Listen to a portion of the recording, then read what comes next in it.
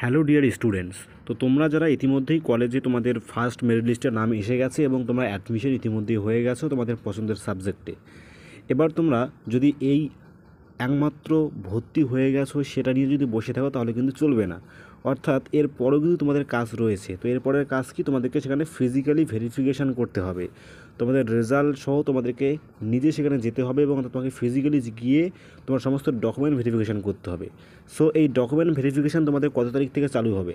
তো নোটিফিকেশানে যেটা উল্লেখ করা যায় সেটা হচ্ছে তোমাদের 30শে জুলাই থেকে 6 আগস্ট, অর্থাৎ 30শে জুলাই থেকে 6 আগস্ট পর্যন্ত তোমাদের এই ফিজিক্যাল ভেরিফিকেশান চলবে।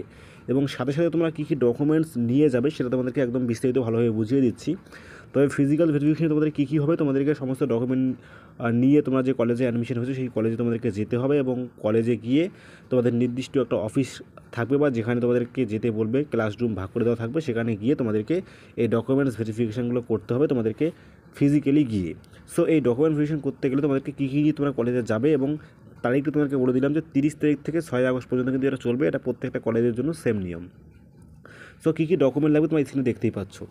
তো candidates must carry the following documents in original and one self attested copy of is, মানে এগুলো তোমাদেরকে অরিজিনাল নিয়ে যেতে হবে প্লাস জেরক্সও একটা করে নিয়ে যেতে হবে। ফার্স্ট অফ অল কী রয়েছে দেখো, তোমাদের প্রথমে রয়েছে ক্লাস 10th স্ট্যান্ডার্ড মার্কশিট, অর্থাৎ তোমাদের ক্লাস 10-এর যে মার্কশিট রেজাল্ট রয়েছে সেটা নিয়ে যেতে হবে। 2 নম্বরে class 10th standard examination admit card, অর্থাৎ বার্থডে প্রুফ, অর্থাৎ তোমাদের বয়স প্রুফ হিসেবে বা তোমাদের যে ডেট অফ বার্থ সেটা প্রুফ হিসেবে জন্য তোমাদেরকে অ্যাডমিট কার্ড নিয়ে যেতে হবে মাধ্যমিকের।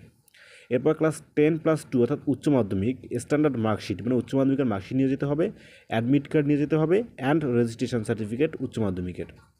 এরপর social category certificate if applicable, তো যদি তুমি অ্যাপ্লাই করার সময় SC ST OBC বলে কোনো কিছু সার্টিফিকেট দিয়ে থাকো সেখানে, তাহলে তোমাদেরকে সেই সার্টিফিকেটটা নিয়ে যেতে হবে। এরপর ডিসএবিলিটি সার্টিফিকেট ইফ অ্যাপ্লিকেবল, অর্থাৎ যারা ডিসএবিলিটি এটা শুধুমাত্র কিন্তু তাদের জন্য, এটা তোমাদের জন্য নয়। এরপর রয়েছে valid photo ID proof as submitted in the application form, অর্থাৎ তোমাদের একটা ভ্যালিড ফটো আইডি নিয়ে যেতে হবে, যেটা তোমাদের সাধারণত তোমরা যেটা অ্যাপ্লিকেশন ফর্মের সময় তোমাদের যেরকম ছবি ছিল সেরকম। এরপর আধার কার্ড সেটা নিয়ে যেতে হবে। এবার system generated provisional admission slip, অর্থাৎ তোমার ভর্তির সময় তুমি যে স্লিপগুলো নিয়েছো সেই স্লিপগুলো তোমাদেরকে নিয়ে যেতে হবে।